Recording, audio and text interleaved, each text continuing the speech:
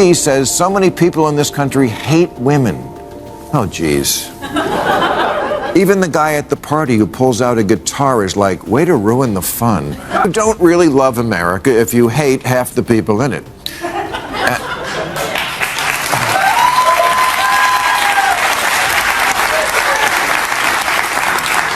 And also, if you hate a lot of the things that everybody always loved about it. There's an oft-repeated moment in political debates where the moderator says to the two candidates, say something nice about your opponent. Since AOC was anointed as the Democrats' rising star for 2028, Maher hasn't held back. His warnings have only grown louder. He tried to sound the alarm in 2024, when the DNC elevated Kamala Harris and brushed aside every cautionary voice, only to suffer the consequences. That political meltdown still casts a long shadow. Now Maher has returned more aggressive, more focused, and completely unapologetic, ripping into the weaknesses beneath the party's newest favorite. This isn't calm commentary, it's a forceful plea, urging Democrats not to repeat the same costly mistake. If you're looking for raw truth and political fire, buckle up. This clip dropped just weeks ago, and it set off a major uproar. Big crowds right now are AOC and Bernie Sanders. They're going around the country. Thank you, there's that same guy. I call him the always wrong guy. Okay, but I feel like, big crowds, again, the shiny object that the Democrats chase. It's not about the big crowds that come out to you when you're talking in a festival or wherever they are. I think it's because I think Bernie showed up at Coachella. That must have been fun for the fans. It's who shows up on Election Day. And I just don't see that's the ticket. I mean, Cory Booker, I know you've worked with him. I like Cory a lot from my home state of New Jersey. Made a speech for 25 hours. Again, just whacking each other off. This is just not what's... Just days after AOC's name surged as a potential replacement for Kamala Harris, the spotlight locked onto her, and it was unforgiving. Instead of capitalizing on the moment, she's been undermining her own image with a string of puzzling interviews. From strange economic detours to disjointed policy remarks, the attention she's drawing is anything but positive. If this is the figure Democrats plan to showcase for 2028, it may be time to hit pause and reassess. Because with every appearance, the same question grows louder. Is this truly their strongest option? Low because everyone has two jobs. Unemployment is low because people are working 60, 70, 80 hours a week and can barely feed their kids. Everybody's an idiot except for me. Capitalism has not always existed in the world, and it will not always exist in the world. When this country It is the system that, unlike all the others, has lifted more people out of poverty over the course of human history than any other system. Well, so I think that those things that you talk about, that you discuss, are part of the course of human evolution. Yes, but I also think that what people are starting to see, at least in the occupation of Palestine, is just an increasing crisis of humanitarian. And this is precisely why Maher keeps hitting the panic button over AOC. Strip away the noise, the drama, and the non-stop online theatrics, and there's very little substance underneath. She mistakes volume for conviction, as if being loud automatically means being right, but it doesn't. There's no clear strategy, no consistent vision, just an endless performance designed to energize her digital audience rather than demonstrate real leadership. Maher sees where this road leads. If Democrats rally behind AOC in 2028, they won't just be taking a gamble, they'll be driving headlong into a political catastrophe. AOC Bernie Sanders rally in Idaho last month, someone threw a Palestinian flag over an American flag, and the crowd erupted in approval. What should have happened after that is one of the adults on stage should have told their young, loyal followers, this is not a symbol of freedom. This is. This is a serious problem for Democrats. Less than 1 in 4 Democrats under 30 say they're proud to be an American. 54% say they're embarrassed by it. Embarrassed? Like America's your mom picking you up at school?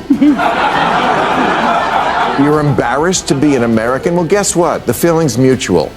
Because you have no perspective. Is America perfect?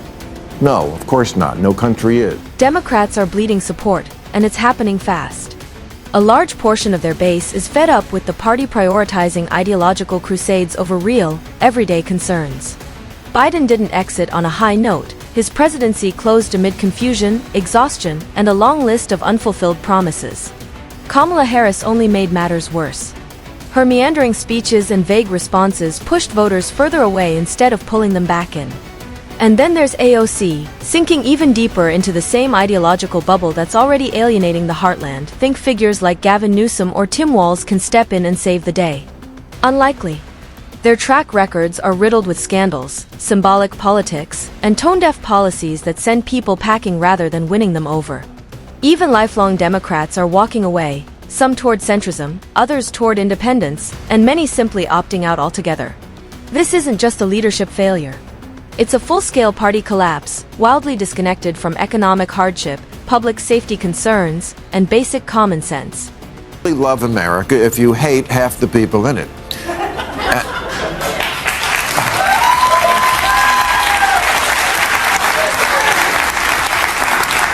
And also if you hate a lot of the things that everybody always loved about it. There's an oft-repeated moment in political debates where the moderator says to the two candidates, say something nice about your opponent. We'll get to where Bill Maher ultimately takes this in a moment, but first it's worth unpacking what he's tearing into. Maher is calling out what he sees as an increasingly obsessive contempt among AOC and her progressive allies for America's core values. He doesn't hold back. He blasts their performative outrage, their fixation on identity politics, and their tendency to recast patriotism as something dirty or dangerous. In their worldview, anything associated with Trump is instantly condemned, regardless of its actual impact. Tax relief for working families becomes racist. Border enforcement is labeled xenophobic. Energy independence is dismissed as climate denial. Facts are irrelevant, the source is all that matters. Maher calls this spectacle exactly what it is: psychological self-destruction. Democrats aren't just opposing Trump anymore, they're abandoning common sense, and in the process, pushing away millions of Americans who still take pride in their country. The talk about fighting for the soul of America, nobody seems to like it very much. Too many liberals give the impression that to them, America is just a big, ugh. The red, white, and ew. A country that started out bad and will always be bad, founded on an unrelenting history of sucking and unable to change. But we have changed a lot. Democrat Cori Bush tweeted, "This land is stolen land and black people still aren't free." And this was on the 4th of July. Really? Not that I give a shit about the 4th of July. I've never been a rah-rah guy. But I am a perspective guy. And that's what too much of the left has lost, perspective. Sometimes I open Twitter, scroll for a few seconds, and immediately close it. The flood of anti-American anger is exhausting. It feels like an online mob, largely driven by young progressives, tearing down the very country that gives them the freedom to do it. Nothing is spared: our history, our flag, our values, all reduced to caricatures, as if America is some comic book villain rather than the nation that gave them a voice, stability, and opportunities most of the world can only imagine. I've traveled. I've seen life outside our borders. And trust me, very few places come anywhere close to what we have here, not in freedom, not in opportunity, and certainly not in prosperity. Yet these keyboard activists pretend that ridiculing America is some act of courage. It isn't. It's ignorance. It's entitlement. And honestly, it's painful to watch. 2% of black people under 30 are optimistic about their future in America. Way more than white people the same age. And as far as the land goes, yes, I guess we could change the name of Captain America to Captain Stolen Land.